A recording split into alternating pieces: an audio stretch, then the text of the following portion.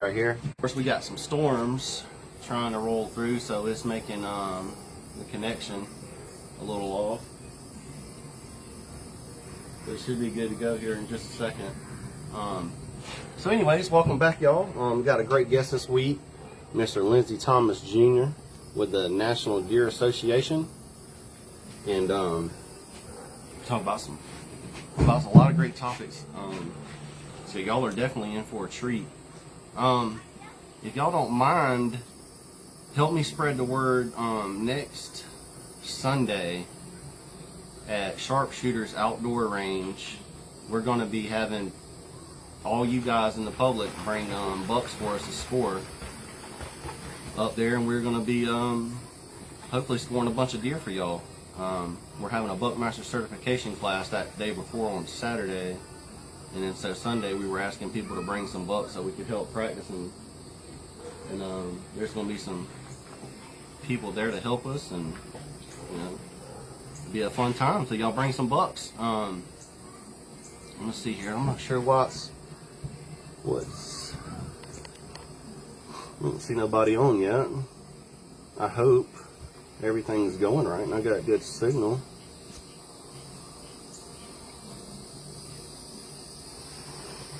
Yep, it says I have good signal. Looking for guests. Request. Looking for Mr. Lindesy. I don't see Mr. Lindesy. I don't see nobody watching.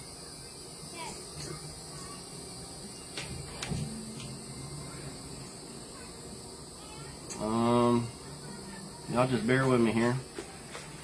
It's not even showing nobody watching yet, so I'm not sure what's going on, to be honest with you. So hopefully you guys are on here. Just getting on my laptop for a second and seeing what I can see on the laptop.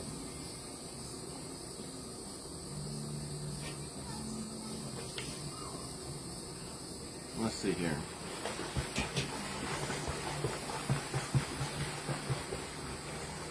Nobody in the comments yet. Can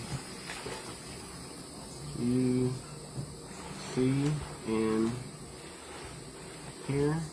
He said he's on there. Okay. All right. Let's see, Mr. Tom Lindesy. Oh, bam, right there. All right, it should be getting in now.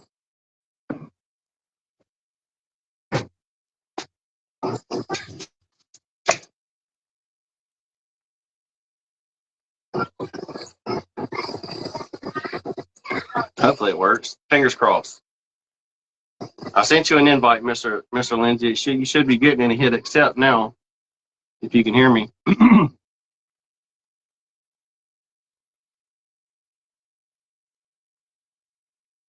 On my end, it says it's adding you. So we'll see. This is what I was talking about. Sometimes it may take a minute. And if you need to, maybe if that's not working, you might have to, then sometimes I'll get an invite from you. So, but right now it says I'm adding you. I just don't see you yet. Giving it a second.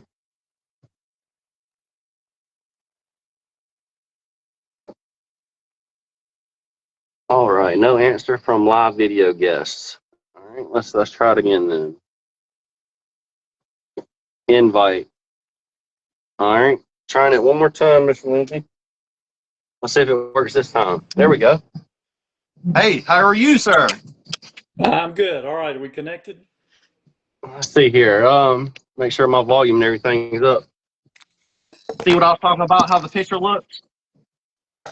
Yeah, I got you. Okay. Can you hear me good? I can hear you good. Can you hear me good? Sure can. Okay, good. Because I was worried about that because I had to take out my little piece that hooks up to my phone because I'm using this little contraption right here that nobody sees, but it wouldn't let me be able to hook it up so I could have my microphone. So I was worried about volume, but hopefully you can hear me good. Yeah, I hear you good. Oh, just can't see me good. Hold on, let me make sure. everybody can see me. Hold on, I had to fix the camera real quick. But anyways, well, it's good to have you on here, Mr. Lindsay. I've been looking forward to this. How are you doing today, sir? I'm doing well. Thank you, Brent. I've been looking forward to this too. Thank you for inviting me to join in. Yes, sir. I really appreciate it, man. I was watching, like I told you, I was watching an episode of you talking, man, and then it was just, I was very just blown away by how much you knew. So I was like, I got to reach out to Mr. Lindsay. So, but if Well, you want to, man, just kind of start off if you want to introduce yourself and let everybody kind of know a little bit about yourself. okay. So my name's Lindesy Thomas Jr. I am the Chief Communications Officer for the National Deer Association, which is a nonprofit organization. I live here in Georgia. Most of you may know the National Deer Association by the former name Quality Deer Management Association, or QDMA. I've been with this organization since 2003, so almost 23 or over 23 years. And before that, I was with Georgia Outdoor News as an editor for 9 years. So I've been, an outdoor communicator focusing on deer for my entire career. I mean, when I was with GON, of course, as you know, GON does, you cover whatever's going on out there at any time, all kinds of fishing, every kind of hunting, turkey hunting, deer hunting. But I did enjoy really specializing in deer management and habitat management. So when the chance came along to work for QDMA, I jumped at that. And, like I said, been very fortunate to be an outdoor communicator for going on 30 years. And most of that time focused on deer and deer habitat and deer management. So that's who I am. That's awesome. That's awesome. And right here in Georgia too, my home state. Yeah, I was born and raised in Georgia. That's So awesome. originally from Southeast Georgia. Yes, sir. And went to high school in Statesboro. And when we were during those years, I think I told you, my dad hunted in Scriven County, kind of Yep. close to you there in Burke and on the Savannah Yep. River. And I got to hunt with him there on Millhaven Plantation when I was a teenager. So I've definitely got some history there in the Savannah River area. But my That's awesome family, that you have a little bit of background and at least know about the area. That makes me feel that's just really cool because there's going to be a lot of people watching that from around this area. And I'm very blessed to be where I'm at, so to speak, because the name is it says itself, the CSRA, Central Savannah River area, and that's a lot of different counties. There's 18 counties. So it's a nice area. We have a lot of big bucks around this area. A lot of great deer. I'm sure you see like we talked about on the phone. I'm sure you see a lot of times where Burke County, something from Burke County.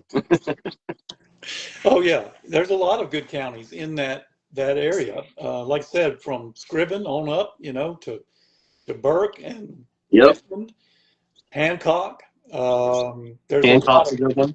lot of good buck counties, whitetail counties in that area. Yes, sir. Yes, it sure is. Well, I guess let's get started. I got lots of stuff here, kind of a few different, a bunch of different topics, and then, like I said, at some point we'll go over some people's questions that they were wanting to ask. So, I guess a couple of things I wanted to kind of get to pick your brain about was and I wrote this down because I heard you talking about it before, but like, there's a lot of us out there that don't have 1,000 acres or something like that to hunt on. And I hear this all the time. Like me, myself, I only have 11 myself. Prime example. How big is managing pressure and putting pressure on deer and your spots and things like that when you only have a small acreage like that to hunt on? It's very important, incredibly important, because we know from a lot of the research that deer are very sensitive to hunting pressure. Obviously, they're a prey animal. They're good at surviving and have done it for a long time. They know how to respond to hunting pressure. And so the smaller the property, yes, the more important it is to manage your pressure, because they can simply just go around your small property and find areas with less pressure. So, what does pressure mean? To me, it's things like hunting the same exact stand day after day after day, without changing up, without rotating your location. Maybe it can also mean accessing stands the same way, accessing a property the same way every time, driving in on a four-wheeler, walking in, however you do it, the same way every time. Think about any pattern you could establish, and deer can pattern you just like we pattern them. So if you are predictable in your patterns, deer will predict you and deer will avoid you. And so on a small property, you have to think about how are you accessing the hunting areas, trying to do it differently every time, um, trying to keep pressure to a minimum on a deer stand, moving around. And that means like only hunting stands when the conditions are ideal for that stand. It means playing the wind, making sure you are, check all your stands. And, the onX app has a way to do this where you can program in a stand location what are the ideal wind directions for that stand. And then it'll show you, red or whatever if it's not a good wind day. Pay attention to things like that. For every stand, know what the right wind direction is for that stand. And if the wind's bad, if it's a stand that, near a food plot and the wind's blowing into the food plot, don't go there that day. Okay. If your wind is blowing into a bedding area where the deer are likely to come from, don't go there that day. So it's Okay. making choices like that, sometimes hard choices. You wake up on a good morning and you're like, where am I going today? You got a lot of stand options, and the one you really had your heart set on, it's not a good day to hunt that because the wind's wrong. And you have to make that tough choice to not do it. That's what pressure management is making sure no matter what it is, you're not predictable by deer. And what's hard about that is, and that makes so much sense, but I can just picture, I'm speaking for myself, but there's times when like I might have a big hunt plan for my daughter too, like me and her are going. So it's like, oh man, then we wake up early and all that good stuff and have to cancel, right? So then you're like, uh-oh, what do I do? Or say you got a situation where like, you're trying, you don't have but maybe one, maybe two spots on a piece of land that you have to hunt anyways. And so, you know what I mean? Like you don't have other options, I guess what I'm saying. So yeah, I see what you're saying. So if the conditions aren't just right, you just can't really go and put pressure on them, because if you do that, they're not going to be there the next time. Yeah, well, they're not, it's not like you have zero chance of seeing deer hunting a stand you've hunted repeatedly. You just have less chance. And that's what we're seeing. That's what the science is showing is. And I'm talking about studies where not only were bucks being tracked with GPS tracking collars, but hunters were being evaluated on the same property so that the researchers knew where the hunters were, where they were hunting, how often and when, how long they stayed, et cetera. And when you look at the two things together, what they're seeing is, you know, the as soon as a deer stand is hunted, avoidance by bucks in that area begins. Not to say that there's zero chance of you seeing deer in a stand you hunted yesterday. You just got to understand it's going to be less. And the more you hunt that stand, the lower your odds are of seeing deer, particularly a mature buck in that area. So it's not that, it's a all or nothing, or if you hunt the Yeah. same stand again tomorrow, or you hunt when the wind isn't exactly perfect, that you got no chance. Yeah. Just understand that you've got probably less chance. So yeah, it's one thing you can do because I've dealt with this situation where, you got a few stands and then you go that day to hunt and the wind is out of a certain direction that just ruins all the stands you've got available. Well, then you need to be thinking about planning from a wind direction standpoint. In other words, look at what you've got, even if it's only your 11 acres, and say, hey, if the wind's out of the north or east or southwest, consider every angle. If it's out of Okay. this direction, where am I going? And if there's not a stand at the place you should be under those wind conditions, make a stand location there so that no matter where the wind's coming from, you've got an option. So that's I see what you're saying. Yeah. pre-planning Yeah. and goes into this, and establishing stand sites, even in areas where, you don't think of as a great area, but having a stand site there, now you've got an option when the wind is out of a bad direction that messes up other stands you prefer to hunt. That sounds very good. I mean, I see what you're saying. Just be better prepared, pretty much. Yes. And, I'll say this too, Brent. A lot of times people, get to know a property and they think these are the great areas and this area isn't as good for deer. Mhm. So what do you tend to do? You tend to hunt the better areas more, and you end up leaving some blank spots on the map in terms of pressure, Yeah, some vacuums where you don't go. And what the science shows is those areas you don't think of as good end up being good because you don't ever go there. Deer use those areas where you wouldn't think they would use them because you don't go there, because your pattern overall leaves that area safe. And so, sometimes when conditions aren't great in those other areas, go to those places you don't think of as great, or even good deer areas, because sometimes you can surprise yourself with the deer activity you'll see. I got you. Yeah, I got a couple. I got another spot on that 11 acres that I try to just completely stay out of, like you said, and just I think it's where they bed at. To be honest with you, and I don't try and go in that spot or even anywhere around it. Pretty much all season, all year. Um, and so I definitely have spots that I leave alone. I definitely want to have some areas where I just don't never touch. So that makes a lot of sense.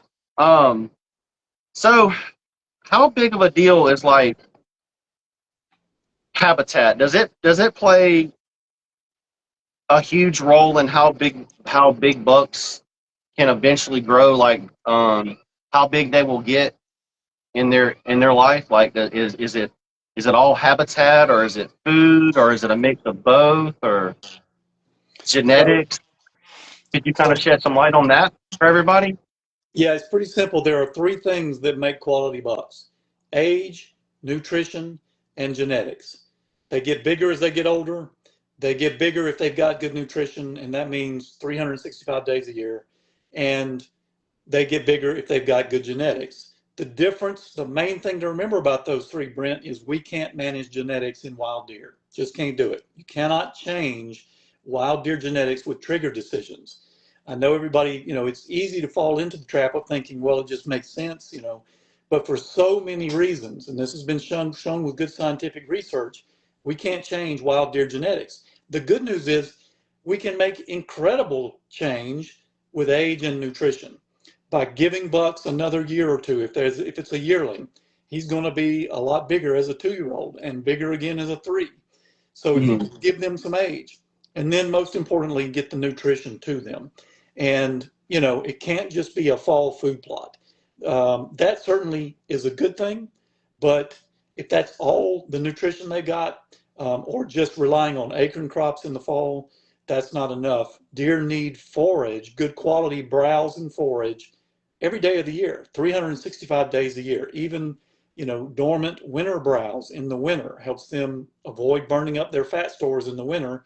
And that has an implication, if they, to their antler growth, if they come out of winter in poor condition because you didn't even have good winter browse, they're playing catch up when it comes to growing antlers. So making sure you've got good habitat with good forage, early successional plant growth, which is basically what occurs in areas where there's sunlight hitting the ground. That they need that every day of the year.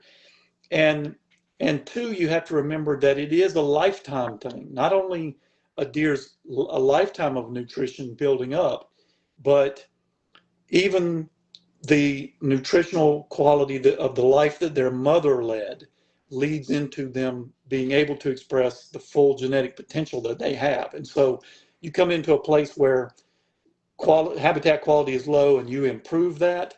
Um, it actually takes a little time, a few years, before you reach the 100% genetic potential of a buck, because there's a little delay there in reaching that potential. And not only the mother and the offspring, but they all need to have, a full lifetime on high quality nutrition. Now, Mhm. it doesn't have to necessarily be habitat management, and many of us that lease land can't manage, the habitat. If you don't own the land, you can't manage it. But what you I can heard y'all manage, talking about that on when I was watching y'all's episode on the Southern Outdoorsman. That's what y'all were talking about, and that makes a lot of sense too. Like if you, for those people out there leasing land, that's a whole nother issue. And what would you recommend for those people that didn't see that episode, that know what we're talking about? I'd recommend doe harvest. If you can't Okay. manage the habitat because you're on a lease, the other part of balancing nutrition for a deer herd is balancing the deer numbers with the habitat that's there. And so, you got deer numbers on one side of the scale and you got habitat quality on the other side of the scale. You're trying to balance that. You're trying to make sure each deer has got adequate forage all year long, and you're not ever short forage for any deer. And so if you can't really increase forage, you can at least reduce deer density down to a level where you're hitting that balance. And oftentimes in areas where the habitat quality is poor, you'll find you've got high deer density. You'll see signs out there in the woods that show you deer don't have enough food. You'll see Yeah. the high quality forage species browse to the dirt. You will see in your food plots, if you put a browse exclosure in your food plots, you'll see a bunch of forage in the cage and none outside of it. That's a sign deer don't have enough food.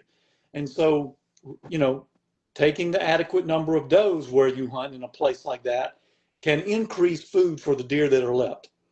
But ideally, you want to be able to do both. You want to be able to increase forage quality and quantity at the same time you take the right number of does to get down and reach that balance. So there's both, but if you can only manipulate one, if you can't manipulate habitat, manipulate deer numbers through doe harvest.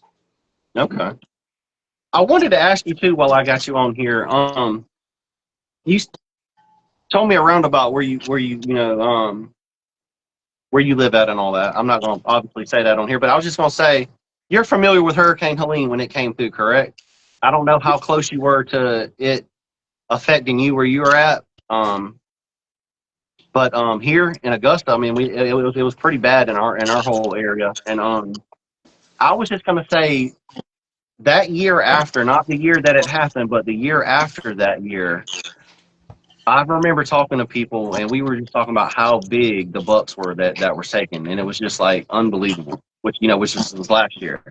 Um, did you see any correlation, or do you think it's any kind of correlation to like the hurricane and maybe anything that happened with the hurricane? People not being out in the woods that year as much, or the woods being messed up, and then also I was going to say, do you think? Because I've heard people say this. I've heard people say, well, a lot of the wood were taken out, so a lot of the sunlight got in there, and it was able to create stuff for the deer to eat and stuff like that. What would you say to all that? I think it's probably all of those things, Brent. Okay. Yeah, my family's land is in coastal Georgia. We kind of Okay. got the fringe of Helene. We lost some Okay. trees, but we were outside the really worst band, that kind of went Valdosta up through Soperton, Vidalia, and Statesboro and on to Augusta. That strip where y'all and up in Augusta where your area is, that got the worst of it. And I think probably the two biggest factors would be, sunlight on the ground, increasing the amount of deer forage that was out there. But also, that thing hit in September and put down a lot of trees. Probably a lot of deer stands got knocked down. I have a feeling a lot of people didn't hunt as much or weren't able to hunt as much that year. And that was 2024. And that probably, all of those factors fed into the possibility that you may have seen better deer and bigger deer in 2025 as a result. Okay. Lower hunting pressure and better forage.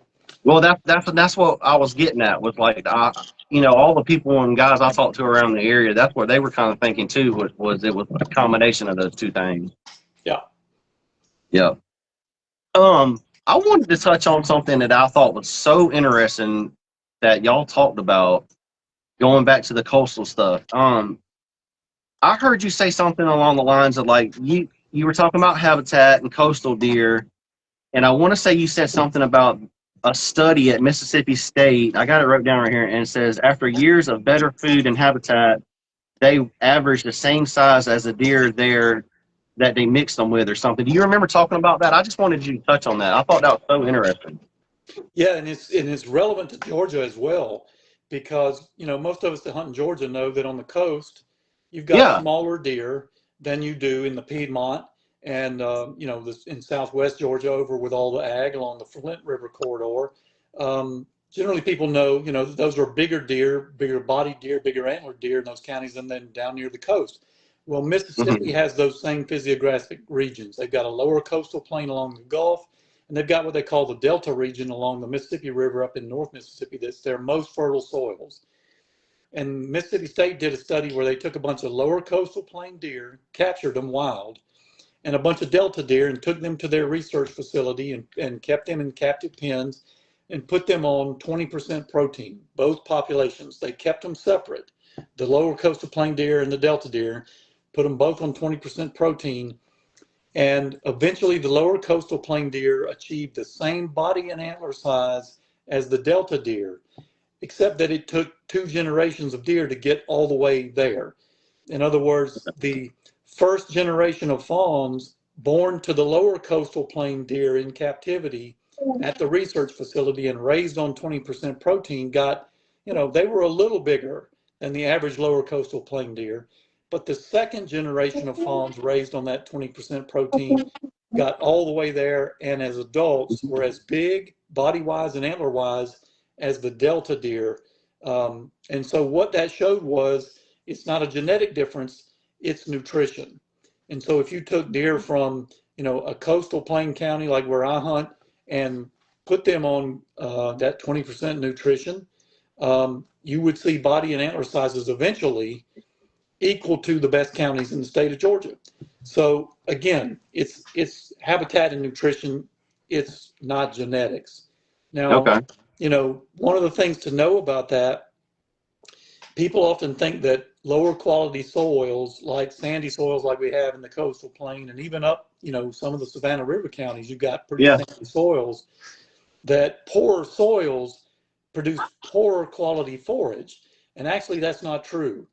Dr. Craig Harper at University of Tennessee showed this with research that poorer or lower fertility soils produce the same quality forage leaf for leaf or pound for pound. They just don't produce as much of it, not as much biomass. So in other words, if you take a leaf of pokeweed from the coastal plain of Georgia and take a leaf of pokeweed from Hancock County or some other Piedmont County, pound for pound, it's the same nutrition, same amount of protein, same digestibility, same minerals and nutrients. It's just that in the better soils, there's more of the pokeweed. And so what that tells you, if you hunt in a county that's got lower quality soils and you're trying to improve the habitat, it just means you've got to work harder to encourage more of that natural forage by getting more sunlight on the ground, having more acres of areas that you can create early successional forage and cover. You're just going to have to work harder at that because, and you can make a difference as we have on my family's land in the coastal plain. You can increase body sizes and antler sizes of those deer. You're just going to have to put an extra emphasis on the habitat management because it's going to, you're going to struggle to produce as much forage as you would in other areas. But the forage is just as good, if that makes sense. Yeah, it does. That makes sense. Hold on one second, Richard. Okay, sorry. My daughter was over here trying to get permission to go play with the neighbor, so I was trying to see what was going on here. Hey, that's all right. I've got kids too, so I understand. Yeah, but yeah, I just thought that was really interesting about all that. So I definitely wanted to touch base on that. Um, let's see here what I got wrote out. So what would you suggest for people? Like I guess right now, what kind of food plots? I guess in Georgia. I mean, what would be a good thing to be doing right now? Planting in Georgia, or should we wait a few more weeks or so, or do you have any input on any of that? Yes, you don't want to be planting right now. We're Okay. basically, unless, something you could do right now, if you've got the rain, you could do a short-lived warm season plot like some cowpeas or soybeans, something that germinates fast, an annual, grows quickly. Deer will start feeding on it immediately, and you could even get some bow season attraction out of that and some bow season hunting, maybe even some gun season hunting. Now, the first frost that comes along is going to kill that, but but you could plant that now and get that up mature enough to where it'd be attracting deer in time for bow season. Okay. Provided you got the rain and the rain stays consistent on through, late summer, it's like it could get dry. Now, Yeah. generally the problem with those, cowpea, soybean type crops is if you plant them in a small field and you've got any kind of decent deer density, deer will wipe it out. Yeah. And so it may not last until bow season, but it's something you could try. Okay. Meanwhile, mostly what we got coming up soon is the window for fall crops. Yeah. Your cool season annuals like your cereal grains, your oats, your wheat, your rye, your Clover. brassicas, your clover, your perennials, that you're going to establish this time of year as well, that really won't, your perennials like clover aren't going to produce that well this fall, but you can get them established and they'll start kicking next spring and definitely the following fall. But Okay. your annuals like your cereal grains, your oats, wheat, and rye, those come up quick. Those will be attractive and productive this season in this Yeah. fall. But Okay. yeah, August, even September is going to be a little too early in Georgia to plant, particularly if it's dry. Some people hurry up out there. You got a weekend in August or early September or whatever, and you want to go out there and get the food plots done. But what we often run into in the Deep South is you get a dry spell and you get army worms. And you get an outbreak of army worms, and they can devour a brand new field of cereal grains, brassicas, whatever it is. And so you want to wait a little bit. Generally in Georgia, now up in parts of North Georgia, you could get away with planting, September, early October.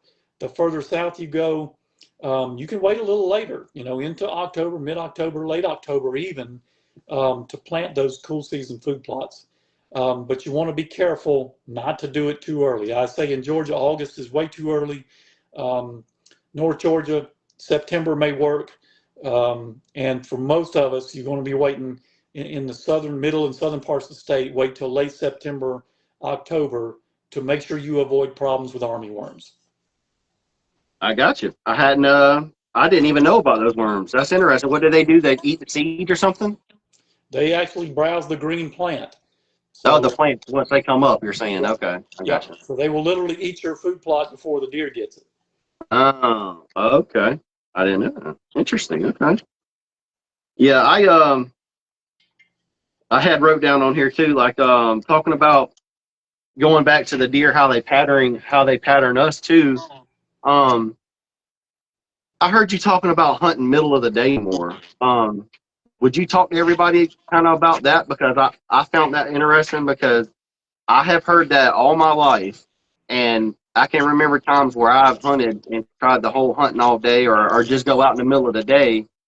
And myself, I haven't had no good luck at it, but I'll hear these stories of, my gosh, somebody down the road got one at, 12 o'clock or 11:30 or, 1 o'clock. Um, do you think it coincides with like bucks that may have went like nocturnal or do you, or what say you about all that?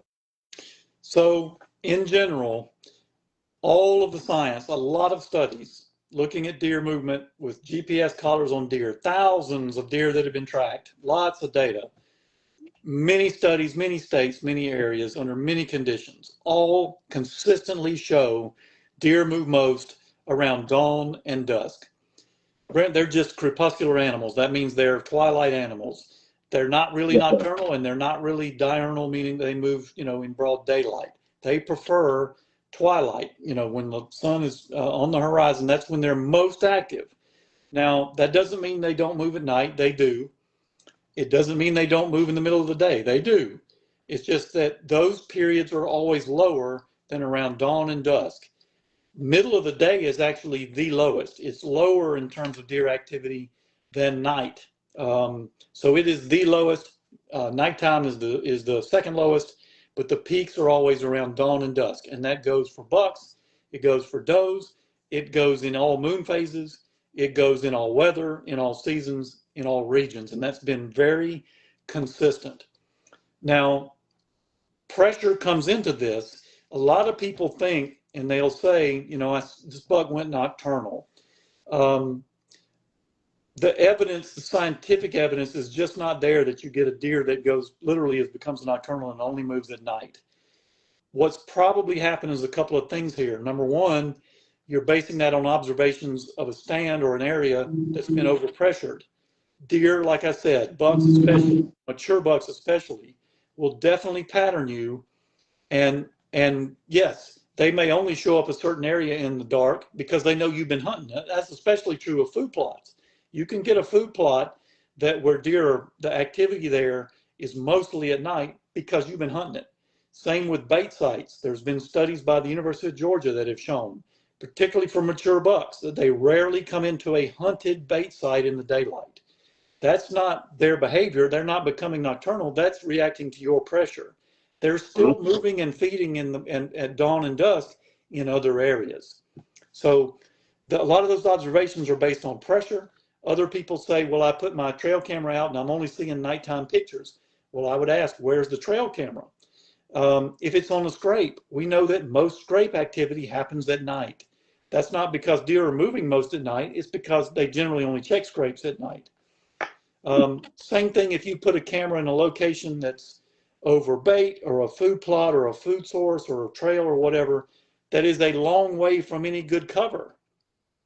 That would explain why you're only seeing nighttime activity at that camera location. You're not near a place where deer are spending more time at dawn and dusk. They're still moving mostly at dawn and dusk. They just aren't getting to that area you've got the camera at until after dark because it is so far from any good cover. So these things generally explain why we often see patterns that look like deer are nocturnal. But again, the evidence shows that in areas that aren't pressured, in areas that have decent cover, in areas that have a lot of deer food, by and large, deer are moving most around dawn and dusk. Again, it's not that you won't see a buck at noon, particularly during the rut, because during the rut, buck, we all know bucks are moving more than they do at any other time of year, and that includes nighttime and daytime. So yes, you can see deer during the middle of the day. It's not impossible, and you might even kill the best buck you've ever seen in the middle of the day. But your odds are just going to be better to see more deer around dawn and dusk if you're managing your pressure. So it's basically up to us how we go about that then. So we need to make other attempts at trying to figure out where the deer are at during the those hours that we can hunt. Yes, you need to know and where they're at. Know where the good food sources are, where the deer are likely to be, and then manage your pressure. Again, make sure you're managing, spreading your pressure out, and not hunting places and being patterned as being the hunter who's there. Food is one of the most critical factors in your scouting efforts in determining a good hunting location. But you have to remember that it can't just be any deer food. There's lots of things that are deer food that they're not necessarily eating today, because it's always a question of what else is out there. So, you might have a good food plot, but white oak acorns are falling over here. They're likely to be over there and prefer that. So that's where your scouting comes in determining where's the good deer sign, looking at all the available deer foods that are out there and determining where the deer are, what they're using today. That makes sense. Yeah, that's like my property. It only being a little small property, I'm trying to have the best looking little small food plot I can possibly have, because I'm trying to give them something nice, because I don't really know what's all around me. I mean, I have a general idea, but I don't think there's a whole lot of crazy pressure around. But I just don't know as far as food what's around. So I'm almost in my head trying to make it to where they got them a little paradise to come to. Try and hold them as best as I can. Look and see what kind of trees you have. And if there's any you don't have, plant some. If you don't have persimmons, plant you a little orchard of persimmons. Plant you a little orchard of crab apples, white oaks, whatever it is that you don't have, fill in with something. Because, if there's no white oaks in the area and you plant a few, it's going to be a few years before you have acorns. Now, fruit trees grow faster. If there's no crab apples in the area or persimmons in the area and you plant a small orchard of those, you can have fruit grow in there just in a few years and have a great jam up little stand site. That's what I So heard. Yeah, I heard you talking about that, and I was like, I went straight to Amazon and I was looking. I was like, okay, persimmon trees. Da, da, da. And so yeah, I'm already thinking about doing it myself because I was like, that's such a good idea to do to plan for the future, especially if it's some land that you own and you're going to have. Why not go ahead and do something like that? So I'm definitely going to do it and take your advice on that. I'm a big fan of planting trees. I love doing it. Love growing trees, but also because the hunting value is just so great. And if you're planning where you plant your trees, you don't want to spread them out too much because then the deer attraction is spread out too much. Yeah. Um, but put them in tight orchards. Give each tree room to grow so they can have a big healthy crown and produce lots of fruit. But Uh huh. have them in an orchard group where the deer attraction is concentrated and you can develop a hunting strategy around that site. Yeah. Um, so yeah, it's a lot of fun. I love planting trees for deer. Yeah. I definitely took your advice. So I'm definitely going to try it myself. We can go over there and turn the air conditioner on. Hit the up button. The up button. Not the arrow down, but the up button. Make it go to like 79. Make it say 79. Okay. So I can't hear him. I need you to turn it off, please. Okay. All right. Well, anyways, so let's get back to this. So I'm gonna change subject for a minute. I wanted to talk to you about hogs. I know you were talking about hogs on that episode. I had heard you talking to the guys about, and I know you said for people that don't really have a lot of help with trying to kill hogs and stuff like that. You said the state offers traps and things like that. Yeah, no, here in Georgia, I believe it's the Georgia Soil Please, Conservation do that, Service. fine. Can you hear me? I can barely hear you. Please do. Hold on one second, Mr. Lindsay. Hold on one Yeah. second, okay?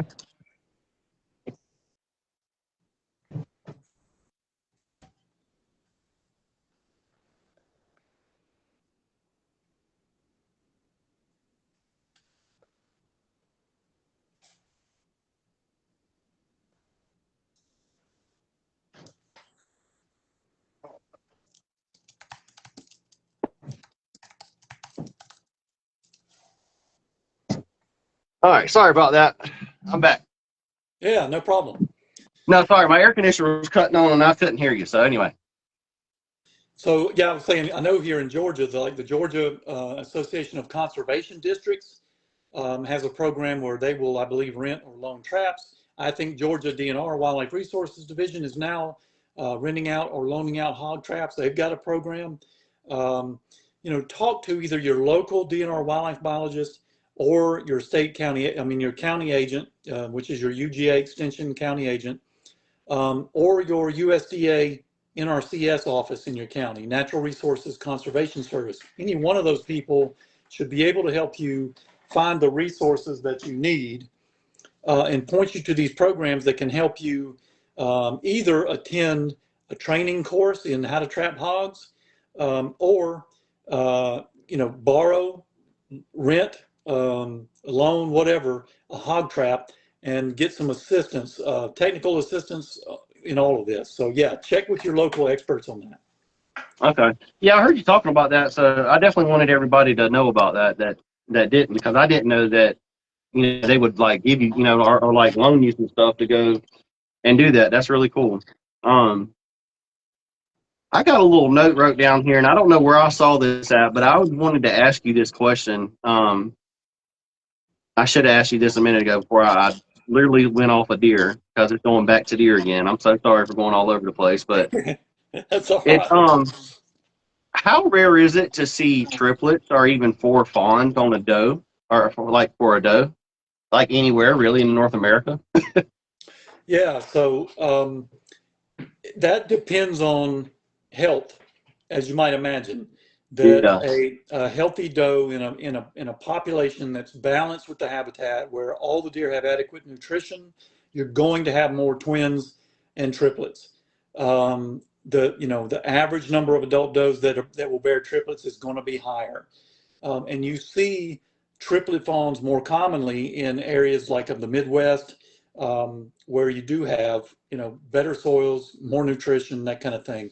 Um, here in Georgia, they would be more rare, on the coast and in the mountains, and more common throughout the Piedmont of the state. But generally, twins are going to be the norm. Triplets, if you're getting up around 10, 15, 20% of your adult does carrying and giving birth to live triplets, that's pretty strong. Quadruplets, 4 gets pretty rare. And I'm trying to remember now the percentage. I'll see if I can look it up here. I wrote an article about this. That's where I got it from. I'm pretty sure I seen that on your page, maybe, or something. Yeah, on some research that was done on this. Quadruplets are very rare, not uncommon, not like you would never see them, but sometimes they happen. And hold on one second, let me see if I can find this. You're fine. No. That's much.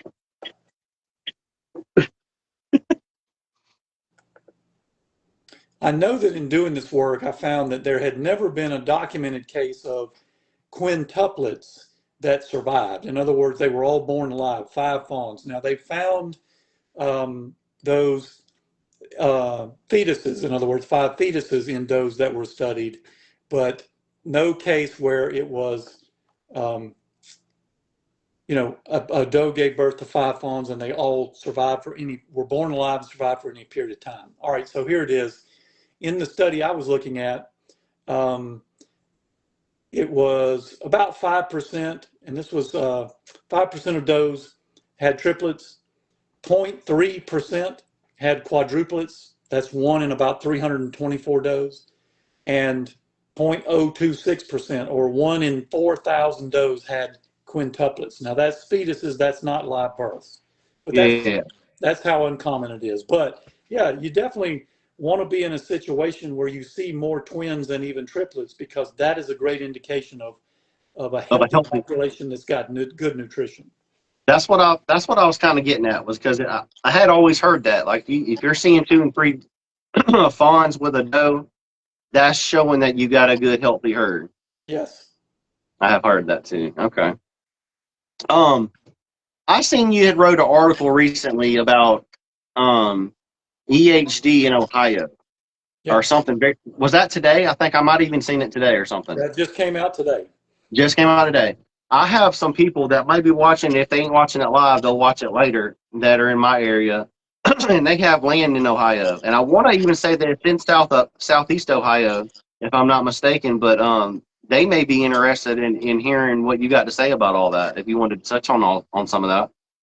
Yeah, so the point of the article, the question we asked for that article was, why haven't northern deer, particularly like those in Ohio, developed immunity to hemorrhagic disease yet, like we have here in southern deer? Our deer have a high level of population immunity to hemorrhagic disease, and that includes EHD and blue tongue viruses, both in the same family. These are transmitted to deer by biting gnats that feed on their blood. And usually, in late summer, early fall is when we get outbreaks.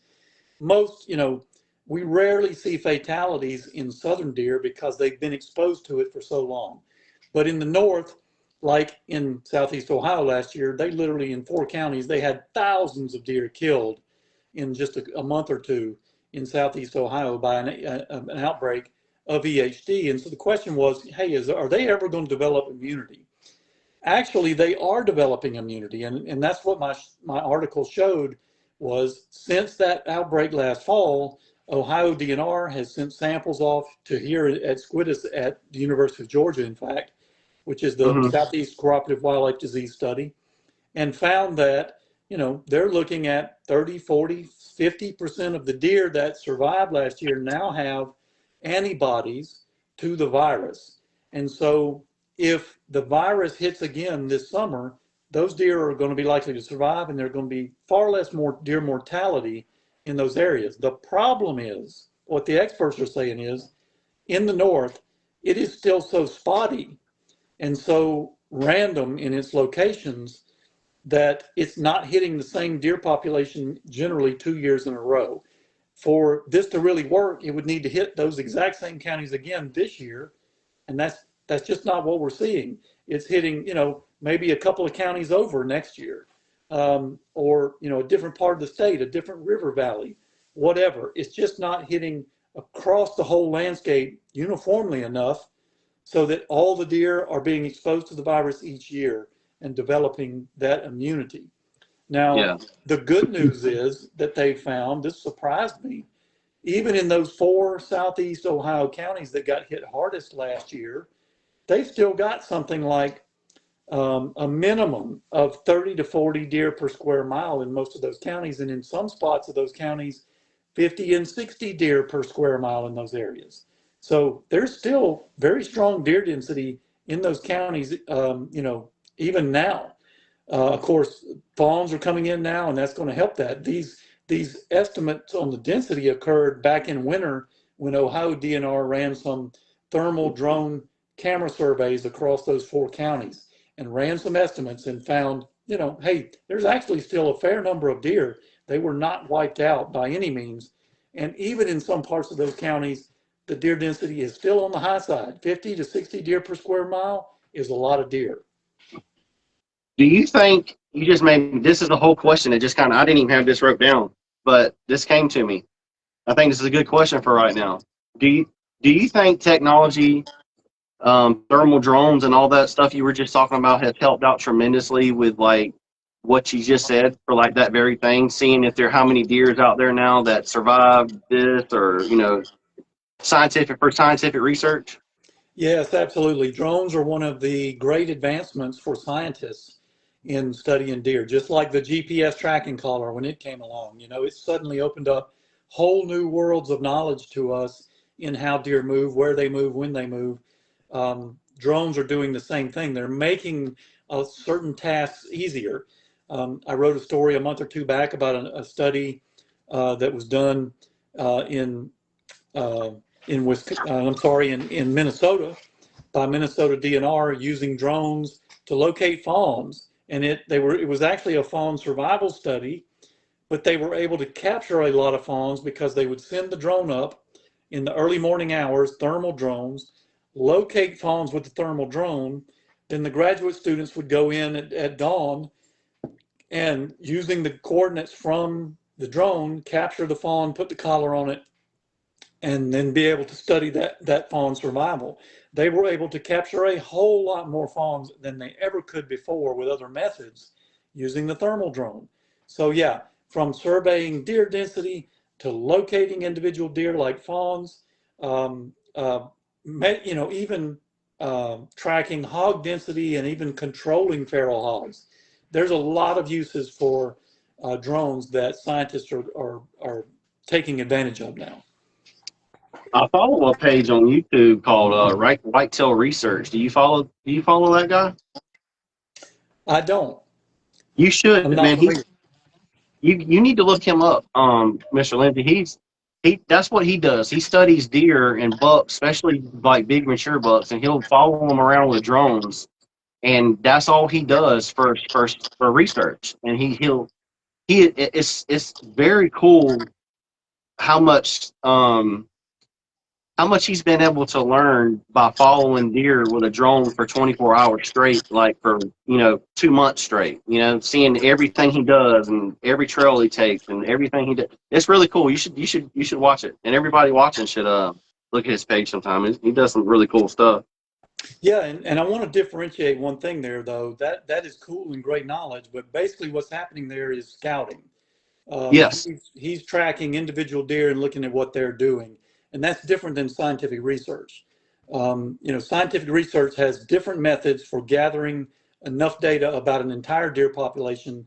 They have standards that ensure that they capture, significant amounts of data so that the patterns that they see are significant and that Hmm. they apply to the entire deer population and therefore can help us with management of the population, management of the habitat, and certainly hunting strategy as well. Now that's, what he's doing is certainly helpful and knowledgeable. And from a scouting standpoint, just like going out and putting boots on the ground on a property is helpful from a scouting standpoint. Just to be clear, though, that's different from scientific research.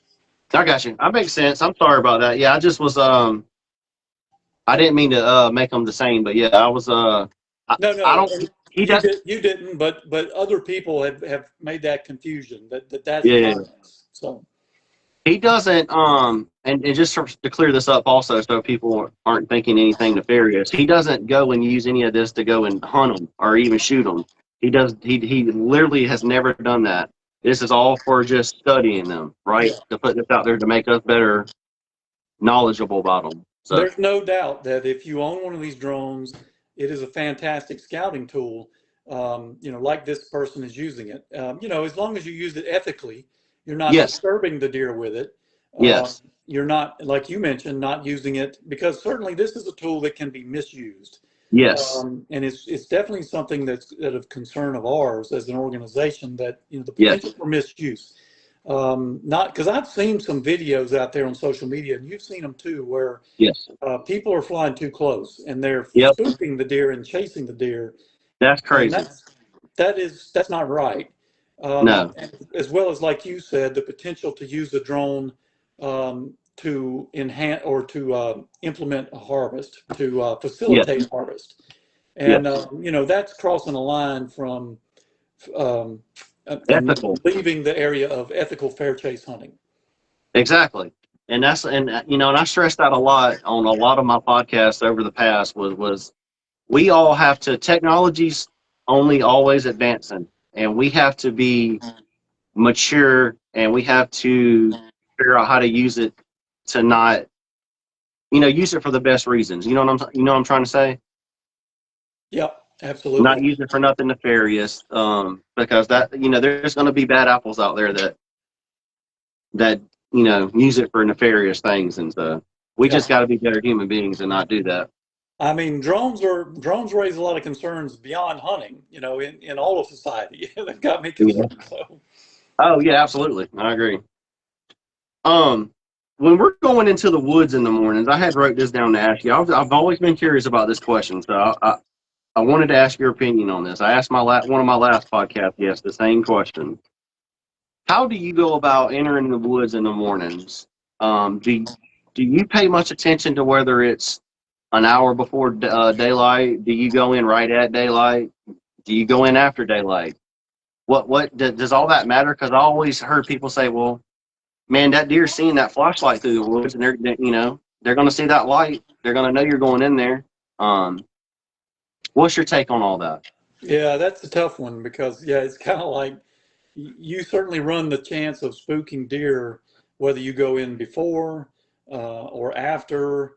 Um, I think flashlights probably, just the visual of that probably aren't too bad of an impact. Certainly, bumping a deer and them encountering you is worse than that.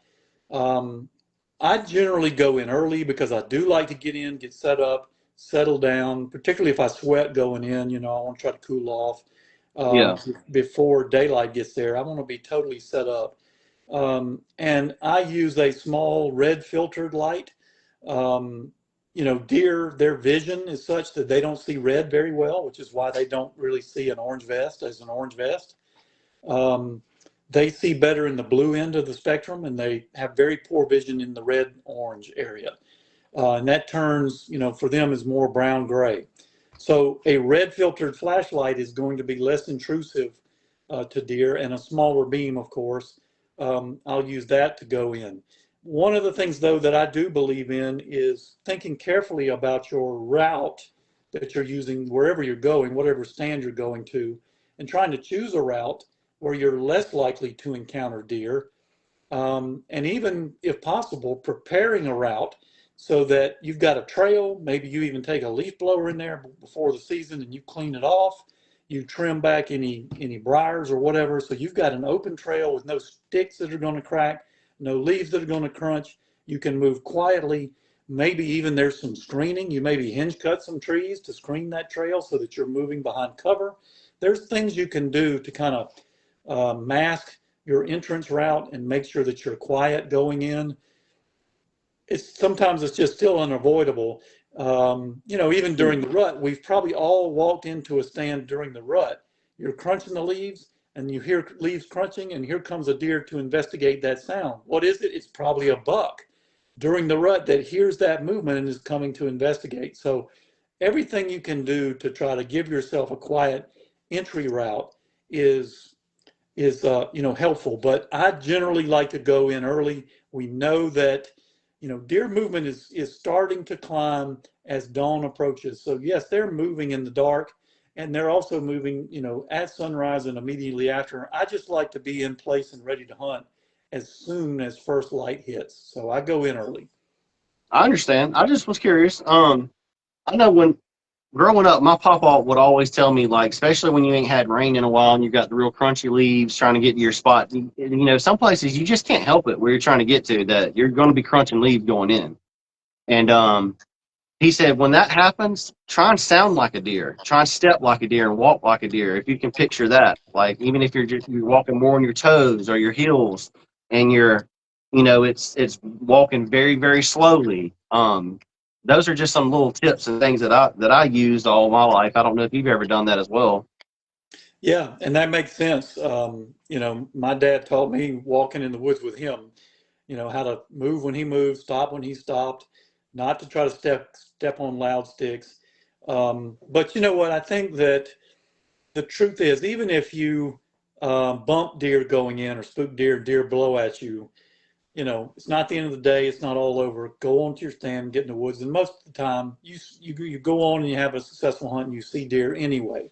Particularly if you've left some time for the woods to settle. Settle. Deer are moving around, coming in from other areas that didn't experience that disturbance. You may even disturb a deer that might circle back and still be in that area. Yeah. Because the thing to remember is that though they're very sensitive to disturbances, they're not going to the next county. They are loyal to a home range. They're going to remain in that area. And, as long as you're not constantly bumping them on the same trail going in every day and every afternoon, like we talked about earlier about hunting Yeah. pressure, as long as you're not on a pattern where, they're going to begin to avoid that pattern of yours that they know you consistently come through, that's a Yeah. problem. But that's different than what we're talking about. Okay. Jamie Griffin says, my entry time depends on weather conditions. Yeah. But Hey, Jamie. Jamie's a friend, and I'm glad he's in here. Yeah, that often determines it. I know we all wake up. You wake up in the morning and hear rain on the roof. You're like, okay, maybe I'm just going to stay in bed. But the truth is, deer are still moving. So yeah, if you can get out there, maybe find you a nice shooting house that's got a roof on it. But there was a couple hunts this past year where me and my daughter went, and as soon as it started to sprinkle in the rain, we started to see deer movement. Because it was almost like it sparked it. I don't know. But and going back to what you said a minute ago about spooking a deer, I just want everybody to know this too, to kind of hammer that down. Was there was a time where I was creeping through the woods during the rut, and I jumped a deer. I didn't see what it was. I just know I jumped him in front of me, and I all I did was creep, kind of buckled down and got real low, and I hit my grunt call real loud, a couple, 2 or 3 times, and just stood real still. And 5 to 10 minutes later, here he comes walking straight to that grunt tube, and that makes me think about what you just said. I guarantee you, I might have jumped him, but he might have thought I was just another buck or something. You know? yes, yeah. I mean, a lot of times they spook and flee when they don't really understand what it was that spooked them. And Yeah, particularly during the rut, sounds of crunching leaves and somebody moving through the woods, if that's what they hear, bucks tend to investigate stuff like that during the rut because it could be a doe. yep, yep. That's interesting. Okay. Um, so I'll go to some viewer questions that I had some people write in. So Jacob Reese wants to know, how can he's got some planted pines, and he wants to make it better suited for deer. He wants to put a food plot in a clearing, and how could he possibly have a good food plot in a clearing and some planted pines that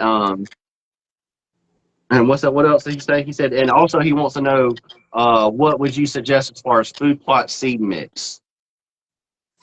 And he's right here in Georgia, like around my area too. Yeah. There are so many different blends. You can try, go to our website, which is deerassociation.com, and search food plot blends. We've got a lot on our website that list them. So many you can try, but I'm a big fan of annuals and cereal grains just because they're easy. That's your oats, your wheat, your rye. Um, and they're easy. They come up quick. They're attractive to deer during hunting season. Um, they germinate fast. They're tolerant of maybe difficult soil conditions. They're not as susceptible to weed trouble, weed competition as like your perennials like clover. So for something like that, a clear cut or a clearing in some planted pines, man, it sure is easy to do a cereal grain food plot. You can mix in, a good annual clover with those. Um, I like crimson clover. Crimson clover is a good annual clover to mix in with oats or wheat or rye or whatever cereal grain you like. Now it will generally produce more in spring, but that helps with your spring nutrition. So that's a good mix to do, and you get the benefit of that clover being in there, fixing its own nitrogen. So that helps you on your fertilizer bill, and it provides nitrogen that it will share with the other crops. So yeah, I'm a fan. Now brassicas are good too. That's your rape, your kale, Yeah. your radishes, things like that. Your green leafy forages. Those are your brassicas. I like to do those separate from cereal grains because these big leafy plants will shade out and compete with the other plants. So doing them in like a pure stand is a good idea. Generally, what most people observe with these leafy brassicas is that the deer prefer them later in the season. And it's not necessarily got anything to do with the weather. We think that it is more to do with the availability of other foods. Once natural Like your forages, white oak acorns and stuff dropping or something like that. that's right. Once those play out, once natural forages are dead and gone after a good frost, now you'll find generally deer becoming very interested in those leafy green brassicas. And so that's a great plot to have for late season, for like December into January. Yeah. So, you could even, if you got one plot, split it in half and plant you some cereal grains in one half and some brassicas in the other, or preferably do you two. That way you're helping spread out your hunting pressure. Do a brassica plot somewhere for your late season. Do your cereal grains for your early season. And it's just hard to beat those easy annual crops like that. I think splitting that up in a couple places too will kind of give you another option too, so you're not putting so much pressure on just one spot. Yes. Yes. Yeah. You'll see people talk about taking a plot and planting, oh, I got a strip of this here and a strip of that here and a strip of this over there. But what that sounds like to me is you're going to be hunting that one spot a lot. That's going to be your place. Yeah. And, as the attractiveness of the different crops changes, the deer will be coming to it and you'll just keep hunting it. But that's setting yourself up for trouble with hunting pressure. So yeah, I like Yep. the idea of multiple smaller plots rather than one big one. Yep. I have learned that over the years. And like I said, for those out there that struggle with that, I struggle with that a lot because a small acreage, you're very limited. So the best advice, like Lindsay said earlier, was to hunt those places when the times are absolutely the most perfect. Don't put no much pressure on it. Yeah, think about that. If you've got a cereal Yeah. grain plot that you planted and you got some nice wheat and oats coming up or whatever, that's good deer food. But like we said, if there's some white oak acorns falling somewhere, the deer are probably going to be there. So if you're Yeah. sitting over the food plot, not only you're not going to see anything, you're already establishing a pattern at that plot of a hunting pressure pattern at a time when deer aren't really using it. And so, yeah, save that until you know the deer are browsing it. Meanwhile, go hunt There, the white oaks. there you go. That's perfect. Jacob was also asking, getting bigger. He was wanting to know, how do you get bigger deer in general for your area? Is it all about food, genetics, habitat? But I know we already talked about that earlier, so he probably already done seen your answer to that. We done talked about all that. It's kind of a little bit of it all. Wouldn't you say that? Give them some age, protect them as younger bucks if you can, and give them as much nutrition as you can, whether that's food plots, whether it is, native habitat management through practices like prescribed fire and putting sunlight on the ground. Supplemental feed can help as well. supplemental feed, you can't carry a deer population on supplemental feed. Number one, it's very expensive. Pound for pound, there's no more expensive way than to feed deer per pound of protein than supplemental feed. It's a lot cheaper with food plots and even way more cheaper with natural forage. So it doesn't hurt to supplement. That's why we call it supplemental feed, to add that in a little bit, but don't depend on that to be your nutrition source. Plant some food plots, try to do some native habitat management and forage management if you can, if you own the land and you can manipulate the habitat.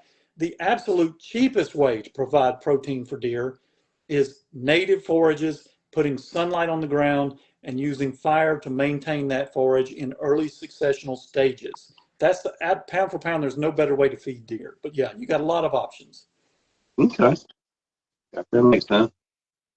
So let's see here. Richard Wall says he wants you to elaborate on possums eating ticks, and because he also says they eat turkey eggs as well, and he says he strongly disagrees about people saying that they don't or something. He was basically saying that he thinks possums are worse than others on eating turkey eggs. What say you about all that?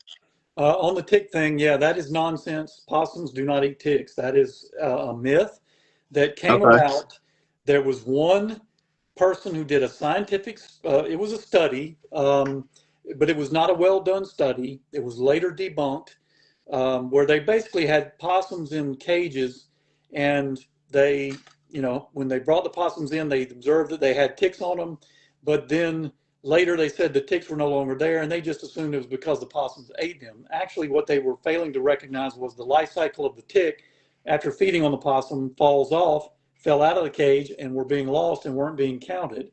So many other studies have been done on that to show, diet studies where they looked at what possums were eating, numerous studies, and found no evidence that possums, think about it, it just makes sense. A tick is almost no nutrition. You know how many ticks a possum would have to eat to get any amount of nutrition? So, yeah, that is not true, and it has been debunked. Science is often like shooting your bow or shooting your gun, dialing it in at the range. You want to see a good group. And when multiple studies are grouping around one site, and you got one study over here that says something different, that one study, that's where you flinched and pulled that one, that's a bad shot. But the other studies grouping down here, that is the good information. So that makes a lot of sense. but yeah, look, yes, possums, coons, skunks, there are a lot of different nest predators that feed on turkey nests. And if you've got an abundance of those, you should be, doing some kind of fur bearer trapping when you have trapping seasons and help control that. That's one of the problems with supplemental feeding and baiting is oftentimes you're feeding as many nest predators as you are deer. So be careful with that if you're feeding and baiting, that you aren't powering the population of nest predators in your area with that. And if you're going to do that, make sure you're doing some kind of trapping to help control nest predators. Makes a lot of sense.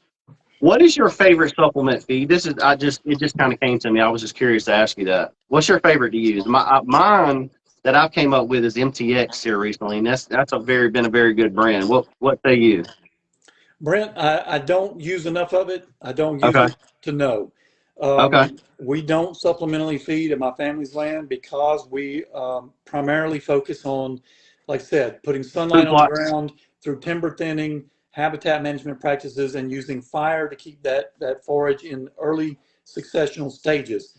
We do food plots as well, and that's good nutrition too, although that's more of a hunting strategy. But the Okay. nutrition part we do entirely using sunlight and prescribed fire. There's a lot of good supplemental feeds out there. I just don't use enough of them Okay. to be able to comment on that. No, you're fine. I was just wanting to ask you. That makes a lot of sense. And hearing you say that makes me wonder now, should I start doing a little bit more research and stuff on this whole you seem to be really drilling down on the whole sunlight and the natural forage stuff more so than even food plots. So now it's got me like, man, I might maybe everybody that I've even talked to, maybe we got it all wrong this whole time. Like I didn't know how important that was, Well, to be yeah, honest with you. Look at that green stuff behind you.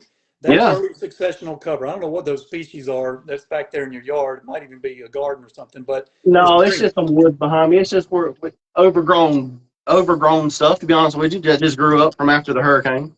That is good cover, and there's probably some good deer forages in there. I bet you got some pokeweed back there. I bet you got some ragweed back there. Things like that. That is high quality deer forage. That some of those species are on par with the best quality food plot species you can plant in terms of protein, and they occur naturally. You don't have to buy seeds. You don't have to plant anything. You just have to put sunlight on the ground and encourage them. There's a lot of details that go into that, in managing that.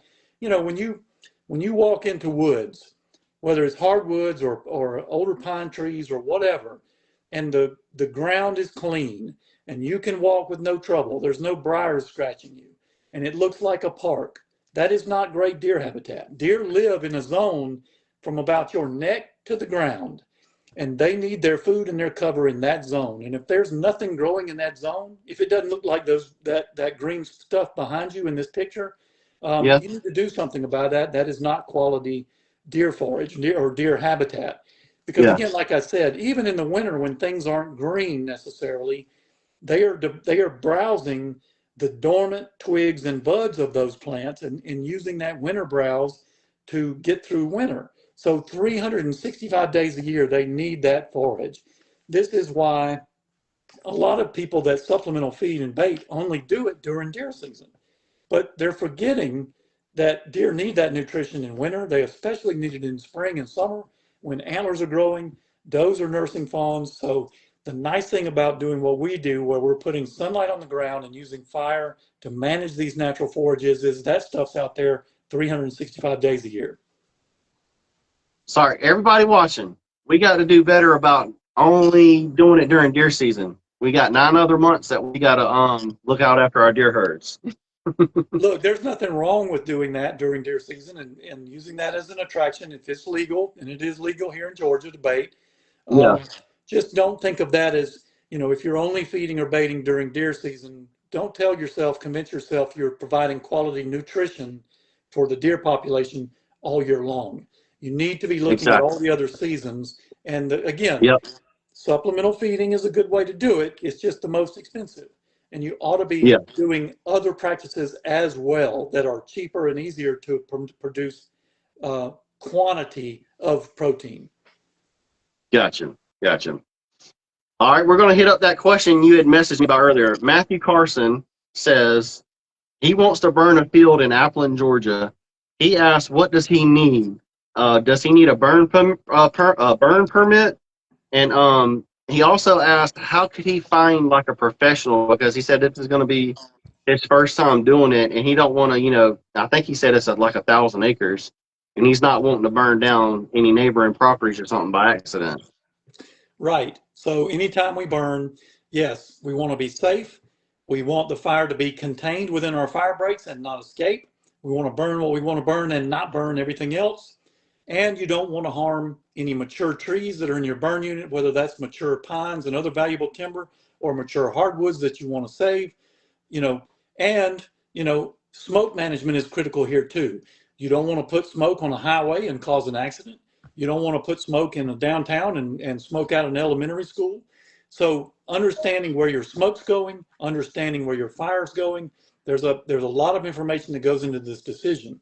Now, as far as the burn permit, you call the Georgia Forestry Commission on the morning of that you want to burn, 1-800-GA trees, and you get a burn permit, or you call your county office at their direct line to get a burn permit. You tell them you want to burn. They ask you how many acres you're burning, when are you burning, why are you burning, and then they'll tell you whether the conditions are good. If the conditions are good, they'll give you a number, and that's your permit for the day. But a lot of planning leads up to that day. That's actually the last thing you do is call the Forestry Commission to get your burn permit. Leading up to that day, you're plowing your fire breaks around the area you want to burn to make sure you can stop the fire. You are looking at weather factors and deciding what's the best wind condition for that burn unit, what wind direction, because generally you want to be using a backing fire that's backing into the wind, so you need to know what would be the ideal wind direction and the other weather conditions that go into this. Ideally, if you've never burned before, the best thing you can do is go burn with someone else first and get some experience. or get involved with a prescribed burn association. And I want your listeners, Brent, and particularly you, to listen to this. There is a Savannah River Prescribed Burn Association. Their website is savannahriverpba.org. Look these people up. If you would like to learn to use prescribed fire and you're in the CSRA, get in touch with these people. What a prescribed burn association is a group you can get involved with where you can go help other people burn and they'll come help you burn. It's like a prescribed fire club. And it's a great way for you to get some experience, learn from others, and have those people come help you with your fire. So Savannah River PBA, Prescribed Burn Association. There are other PBAs in Georgia, but that one is one for sure that you and your listeners need to know about. Yes, sir.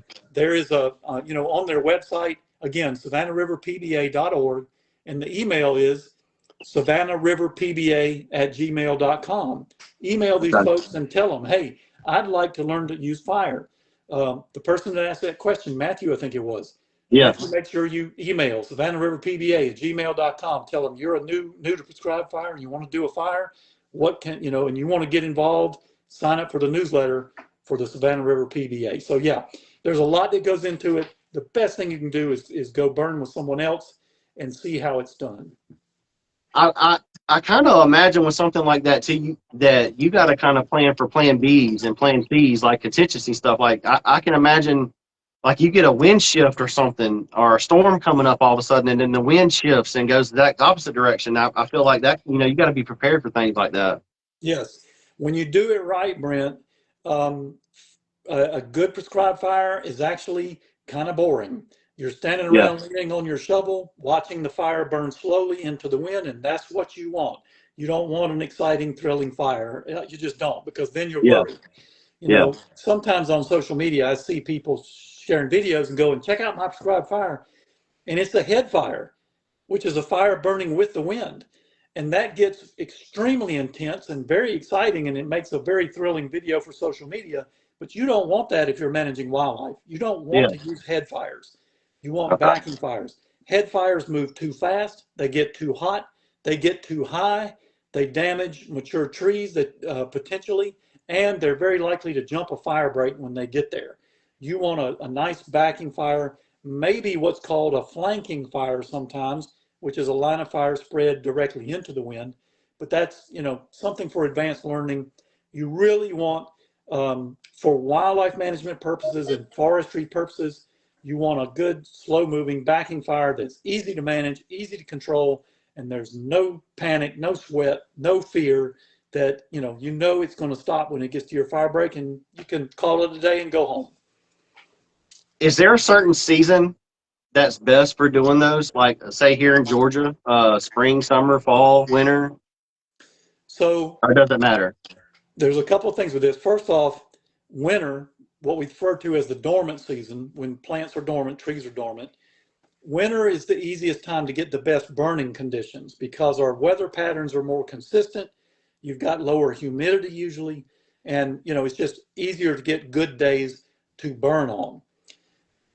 You can burn in the growing season. It's just tougher to find those days. But the thing to understand is the habitat impact is different. When you burn in the dormant season, a dormant season fire tends to encourage more grass and less broadleaf forbs. Those broadleaf forbs, that's deer forage. So growing season fire encourages more deer forage, and it's better at killing hardwood shrubs and saplings like sweet gums, like gallberry, like wax myrtle, things like that are low quality. We want those to die and put sunlight back on the ground so that you get ragweed and pokeweed and wild lettuce and all these other high quality forages, blackberry. That's what we want. You get more of that faster with growing season fire because you kill the hardwoods more effectively. Dormant season fire is still good, particularly if you're new to this, particularly if you're burning an area that hadn't been burned in a while and has a lot of fuel. You want to clean up and control that fuel under conditions that are easy to manage like you get in the dormant season. But eventually, learn to use dormant season fire because it's actually better for producing deer forage. Jamie was saying, are controlled burns beneficial in controlling ticks and chiggers? Yes, absolutely, they are. The science on this shows, as you might expect, if you go out in a 100-acre place and you burn 5 acres, no, you probably didn't control the ticks in that area. But if over time in your burning rotation, you want to have a patchwork of burn units, you don't ever want to burn everything you can burn in 1 year. You want to be burning a little bit each year on a rotation so that you're coming around to each unit at a different time. And therefore, deer have, in one burn unit, great deer forage, in another, a little bit older cover, in another, it's just been recently burned. And this is good for turkeys as well, too. But as long as you're burning most of your good burnable woods in a rotation, and your, particularly growing season fire is better at killing ticks too, you will get better tick control. Now, one point about this is that deer density plays a role in this. Deer are vectors of ticks. Ticks use deer as for part of their life cycle. So if your deer density is high and your habitat quality is low, it's going to be more difficult to control ticks with fire. But if you're using fire consistently, you're using it frequently, and you're burning enough of the woods, and you're managing deer density to have it in balance with that habitat quality, yes, you will control ticks. I got you. Um, One last question that a viewer asked was, how much do you put into scent control? Is it everything for you when you go hunting, or is it only half of the equation? I certainly do think that, I think that scent control is important. I take a shower, every morning and most afternoons before I go hunting with scent-free soap. I wash my clothes. I wash my boots. I don't try not to wear the same clothes, 2 different hunts. I change to fresh clothes and wash. But at the end of the day, even with that, if a deer is downwind of you, they can smell you. I don't care, what scent control measures you use. Deer have very powerful noses. It certainly helps to minimize your scent as much as possible because, you can leave scent on a trail. You can leave scent on plants that you brushed against as you walked in. And therefore, deer are encountering that, and that's hunting pressure. So minimizing the scent that's on you is always a good idea, but you're never going to be scent free. And that's why the wind is important. That's why you in addition to your scent control, manage your wind, because a deer downwind of you is still going to be able to smell you. I got you. Have you ever had a lot of success at on any of your properties, grunting, rattling, anything like that? I usually like to always ask my guests that because it's just one of those things I just like to hear from other people, like how much success you've had in your career, rattling, grunting, things like that. Yes, I definitely carry a grunt call. I definitely carry rattling antlers, particularly in the early rut as the rut is approaching. The science shows that generally you get the most response in the early rut, but I'll continue to grunt and rattle after as well. It doesn't hurt. Um, the thing about that I've learned is this is one of the reasons doe harvest is important. As we found in my family's land in coastal Georgia, the more we harvested does and balanced the buck to doe ratio, the better response we got from grunt calls and rattling antlers. And it's because bucks have to compete more for estrus Yep. does.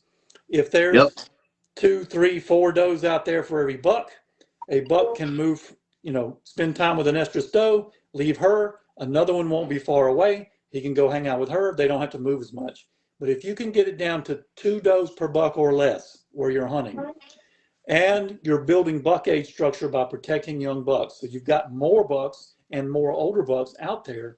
The competition between bucks to breed is much more intense. And that's where grunt calls and rattling antlers are successful because bucks hear that. They think it might be 2 bucks fighting over a doe or a buck chasing a doe. They're going to investigate. You get more response from bucks and does, from grunt calls and rattling antlers when you take adequate numbers of does across time. And basically what that means is, for most of us, harvest a doe for every buck. And most of us need to be harvesting 2 does per buck Two and dozen. sometimes more. Yeah.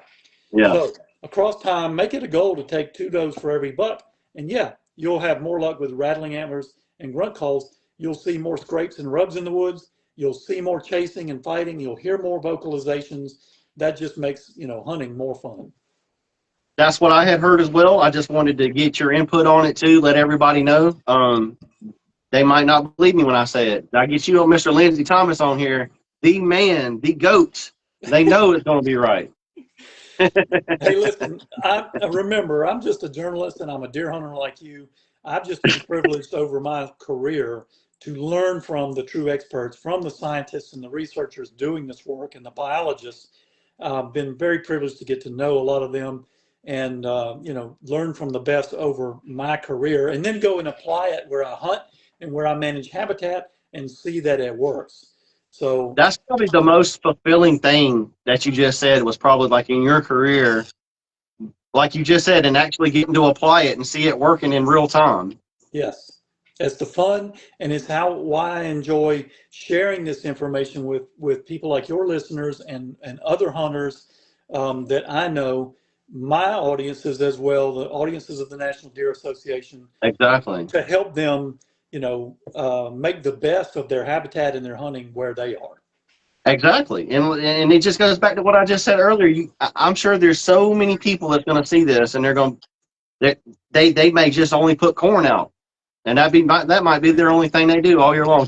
I've been putting some corn piles out, and to each their own. But if you really care about your deer herd and all that, knowing more about, like you just said, getting the sunlight on the ground and all those things and how important that is, I didn't understand how important that part of it all was. I've always been big on food plots and year long, keeping my herd nice, but I never done any research on the whole forage stuff. So I'm going to be doing that going forward. I think now we all should. So I think it's Yes, very, very like you said, informative, and that's why I like doing this and getting people like yourself on and talking is because it's just getting us all educated. yeah, and listen, yeah, not everybody can do all of this. Like you said, some people might have a small tract of land and all they can Yep. do is put out some corn and Exactly.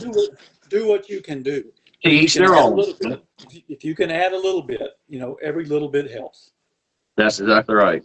Exactly right. I agree. Um, Lastly, before I let you go, Mr. Lindsay, I wanted to talk to you. We've been having a lot of bear sightings around my area. I It's saw been that. getting a lot of headlines. Especially people that's not in outdoors a whole lot, don't know a lot about bears. For those that might be watching, um, you know, I wanted to just touch on it. So, what is going on that for people that don't know with all these recent bear sightings? Have you been hearing anything? Because I promise you, I've had my page now for I don't know, like 12 years, and I can't recall a year where I've had this many people sending me pictures and videos and stuff of bears. I mean, yeah, one or two here and there, but like this year, it seems like it's just blowed up. Can you Brent, touch on any of that? I don't know, especially as relates to the Augusta area. We know Yeah, that, in Georgia, you've got three populations. You've got the North Georgia mountain bear population. You've got the Okefenokee bear population, and you've got a small population around Macon in Twiggs County, and around Okmulgee WMA. Um, or maybe it's Okie Woods, I forget which, but along the Okmulgee River in Twiggs I County. think you're right. I think it's Old Mogi. Yeah, One of those, but anyways, there's that central Georgia population that's fairly small and isolated. And the three populations don't really communicate with each other, which actually is a bad thing because that central Georgia population is now having some inbreeding issues. Their genetic pool is too small, there's too few bears there. There's no genetics coming in from the outside, and they're seeing some issues with that. I'm not sure where Augusta bears would be coming from. Is there a South Carolina population, or maybe it's is it the Savannah River site?